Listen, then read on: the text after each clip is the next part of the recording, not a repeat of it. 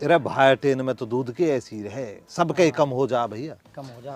Dairy पे का भाव जा रहा था रे के दूध? हमारा तो 40 जा रहा। अरे तो तुमसे बढ़िया तो हम ही, हमारा 45 जा रहा।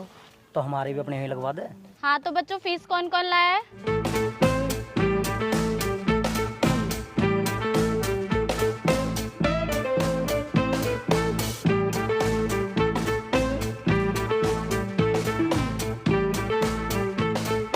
अमन तुम्हारी फीस का क्या रहा? 6 महीने से फीस नहीं आई है तुम्हारी।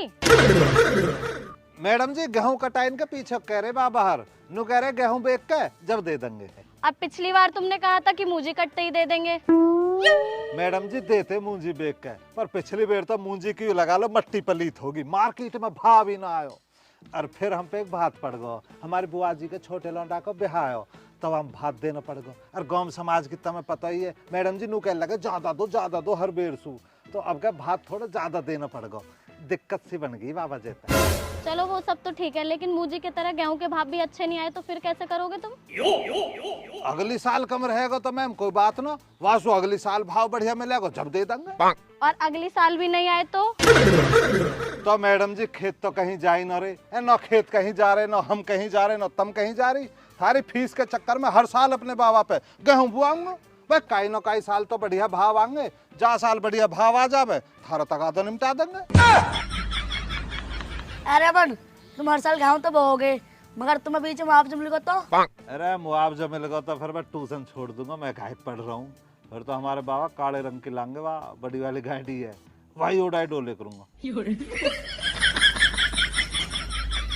अमन को छोड़ के बाकी सब बच्चे गाय पर निबंध लिखेंगे। और अमन तुम बोर्ड पे देखो।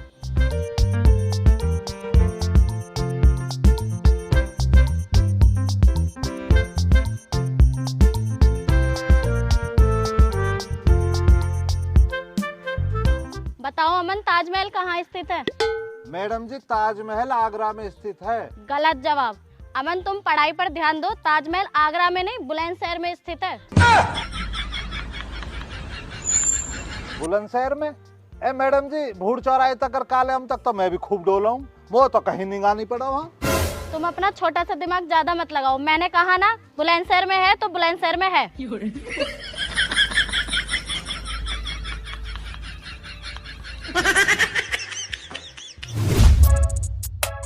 चाचा जब से हमारी चचिया सास का इंतकाल हुआ ना, रुखसाना वहीं पे जमी बैठी है। ये लगा लो इतनी परेशानी बन रही है, इतना काम पड़ रहा मुझ पे, मुझे ही पता मेरा क्या हाल है इस टाइम। अभी पत्ता हुए ना इन बातन ना तो मोह लगे 13 दिन तो ज्यादा हो गए दिखे। चाचा तुम्हारे यहाँ पे होता 13 दिन वाला सिलसिला, हमारे यहाँ पे तो 40वां होता, 40 दिन का। हाँ तो कोई बात ना, आ जाएगी 40 दिन की तो बात है, आ जाएगी ना चाचा। देखो आ तो जाएगी, इतना मालूमात तो मुझे भी है, पर चाचा गैर जिम्मेदाराना और ऐसे निकाह हो के जो ना जिंदगी तबाह हो जा, जरा भी फिक्र ना हो जना की। खैर ये बतलाओ चाची कहाँ? चाची तेरी मार्केट गई है। मार्केट किस लिए? वाके भतीजे का लौंडा हुआ, वाकू लत्ता लाएगी, और सुनार पे तो जो है ना चंदार सूरज बनवाएगी, उन्हें भी लाएगी। पता ना चाची कितना टाइम लगेगा, मैं तो उपलों के लिए आया, उपला निपट रहे घर पे, अब शाम को रोटियां डालनी है ना अपने लिए और शाहरुख के लिए। हाँ तो ले जाइयो, कोई बात ना, टाइम तो आ लेगी। टम्पू से गई है चाची चाचा या तांगे से गई है? हाजी टम्पू और तांगे कहा मतलब, अपनी सवारी तो गई है। छुप गए सारे नजारे, ओए क्या बात हो गई। छुप गए सारे नजारे, ओए क्या बात हो गई। मैंने काजल लगाया, दिन में रात हो गई। मैंने काजल लगाया, दिन में रात हो गई। छुप गए नैनो से नैना, ओए क्या बात हो गई। मैंने काजल लगाया, दिन में रात हो गई। अरे भाई ले बहुत तेज चला कतई उड़े सवारी गेल तो। चलो कोई बात ना, चाची आ जाएंगी, जब ले जाऊंगा मुझे तो शाम के लिए चाहिए, कोई परेशानी ना। हाथ ले ए बाबा, तुम बुलंदशहर कब जाओगे अपनी दवाई लेने? मैं परसों को जाऊंगा, बता कहाँ बात है। तो बाबा बुलंदशहर तक तो जाओगे ही, तन लगे हाथ ताजमहल और देखेंगे। ताजमहल? तू भौंकता ना सूंगी आयो कि नहीं? ना तो बाबा। अरे तो बेवकूफ, तो पता भी है बुलंदशहर से आगरा कितनी दूर है, जो तू यूं कह रहा ताजमहल देखिए यहाँ। तो बाबा ताजमहल देखना, आगरा क्यों जाना? बुलंदशहर में ही तो ताजमहल। खालिद मोह लगे यहाँ पर कोई ऊपरी चक्कर होगा दिख है। कौन सी बुरी प्रेत आत्मा जो बच्चे पे कब्जा जमा रही है? ना गई हाँ सही कल का। ए चाचा, मुंह पे नो कोई प्रेत आत्मा। अरे ढोर, जब कोई तो पे प्रेत आत्मा नहीं है तो जो ताजमहल वही दिन से आगरा में है, तू आप बुलंदशहर में क्यों बता रहा हो भाई? ए बाबा, मैं न कह रहा हूँ, वे तो हमारी ट्यूशन वाली मैडम जी बता रही है आज कि ताजमहल आगरा में न बुलंदशहर में है। ओहो भाई, खालिद ये तो मैडम गलत शिक्षा दे रही है? गलत पढ़ाई पढ़ा रही है बालकन ने। बतलाओ चाचा, अगर मैडम इसी तरह गैर जिम्मेदाराना पढ़ाई पढ़ाएगी ना को, तो एक दिन देख लियो तुम मैडम को दुबई को जो गाजियाबाद और हापुड़ के बीच में लाकर डाल देगी। खाली जमीनें पड़ी हैं, चल रही है मैडम की अपनी। सही कह रहा हो, तो बालकन को भविष्य खतरा में है। बेटा अमन, तू दिक्कत मत ले, वे कल को मेयर खालिद आ रहे हैं, मैडम में सुधारेंगे, दिक्कत मत ले तू। खालिद टाइम निकालियो कल को थोड़ा। टाइम ही टाइम है चाचा, ऐसे मसलों के लिए तो मेरे पास खालिद इन्हीं मसलों में तो जाकर पड़ता। कल मैडम में देखेंगे, शिफ्ट बहुत करवा रही है ताजमहल में।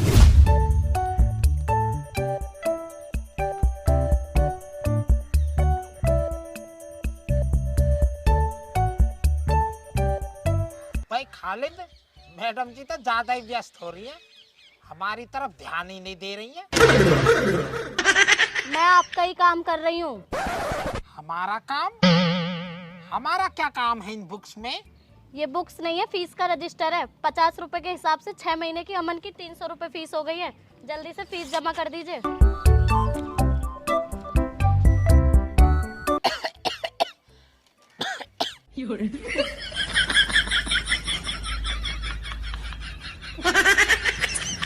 ए भाई मैडम जी, यू कहीं ड्यूटी कर रहे हो जो तुम्हारी फीस दे दे भाई है?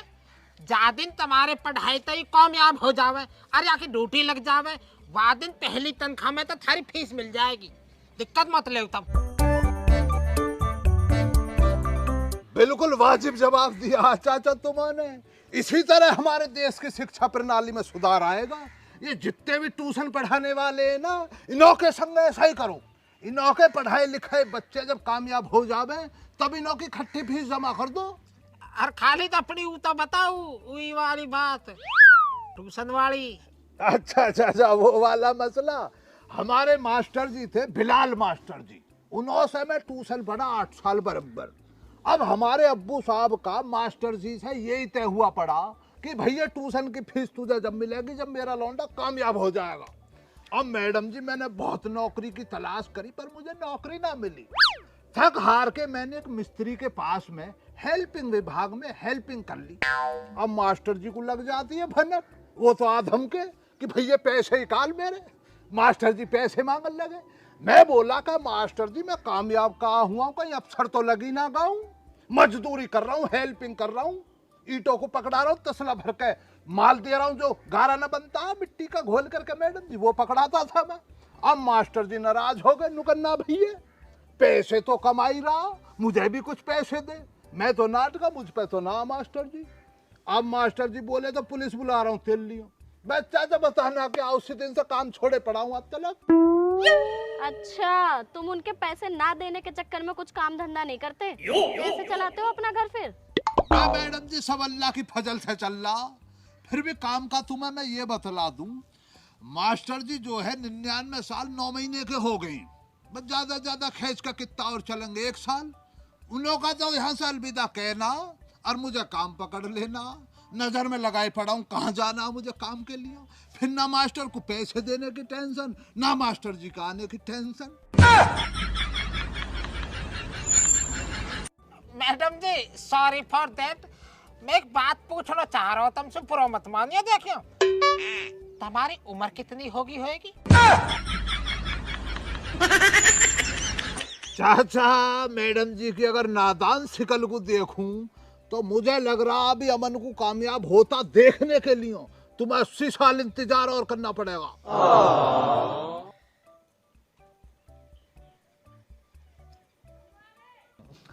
ए बाबा इंगे उंगे की बातें न छोड़ो, उन बातें न करो ना जिन्हें करना है हो, बाकी ताजमहल की करो ना। हाँ मैडम जी, हमें न्यू और बताओ कहाँ ताजमहल? बुलंदशहर। है मैडम जी देखो गुस्ताखी तो माफ करी हो, लेकिन क्यों बच्चों को उल्टा बलगला रही हो तुम्हें? ताजमहल आगरा में मैं अपनी इन आंखों से दीदार करके आया। खालिद जी आपको पता है ना इस बच्चे की फीस नहीं आई है। मैडम जी मैं ऐसे मसलों पर ध्यान न देता हूँ, भाई जिस गली जाना नहीं उस गली का रास्ता क्यों पूछना। तो मैडम जी तुम एक बात और बताओ हमें, तुम जबरदस्ती आगरा में तो ताजमहल बुलंदशहर में बसा रही हो, तुम्हारी कोई अच्छी बात है? देखो श्यामलाल जी, जब तक अमन की फीस नहीं आएगी ताजमहल तो बुलंदशहर में ही रहेगा। अरे यार गुहेरा, हम तो फीस देके बहुत पछता रही हैं। अगर हम भी फीस न देते तो ताजमहल के दर्शन बुलंदशहर में न कर लेते हम भी। अरे यार मैंने तो कर ली फीस जमा करी है। भाई मैडम जी ये तो तुम्हारे घर की सरकार चल रही है, फिर तो है तुम जिसे चाहो जहाँ चाहो हम बसा रही हो।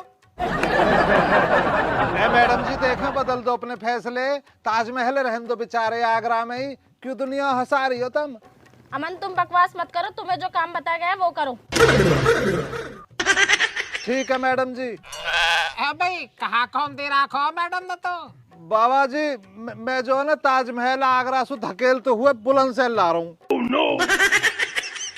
बे भैया अमन जब तू आगरा से ताजमहल को धकेलता लाई रहा तो उधर से आते टाइम 2 किलो पेठे की मिठाई और ले आइयो, फेमस है वहाँ की, है ना?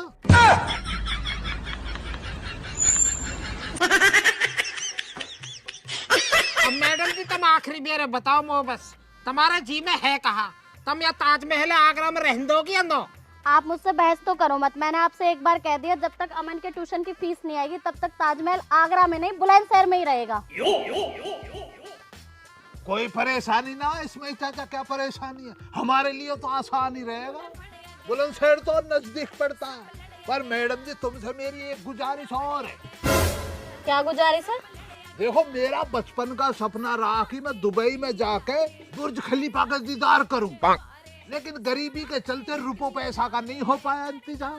तो मैं इतना सा और कर दो, जब तुम इतनी शिफ्टिंग करवा रही हो दुबई से बुर्ज खलीफा को लाके इधर ग्रेटर नोएडा के पास परी चौक के आसपास बहुत जगह पड़ी है, वहां कहीं लाकर डलवा दो। हम भी दीदार कर लेंगे तुम्हारे सारे, और क्या। अकेला ही मत चलो जाइयो, परी चौक तो हम भी चले जाएंगे, हमें भी दीदार करना है आज के। ये चाचा संग चलेंगे यार, कभी छोड़ के गाऊं तुम्हें, चलेंगे, उसमें क्या परेशानी है। हे भगवान, मैं किन लोगों के चक्कर में फंस गई। अब श्यामलाल जी आप ये बताइए फीस देंगे या नहीं? हाँ फीस तो देंगे, पर फीस जो ना जब ही देंगे जब तू हमें ताजमहल के दर्शन बुलंदशहर में करवा देगी। ये वाजिब बात कही है तुमने। चल मैं खाली चल ले अपने यहाँ चेक बुक पकड़, 6 महीने की फीस होगी, चल मैं खा ले।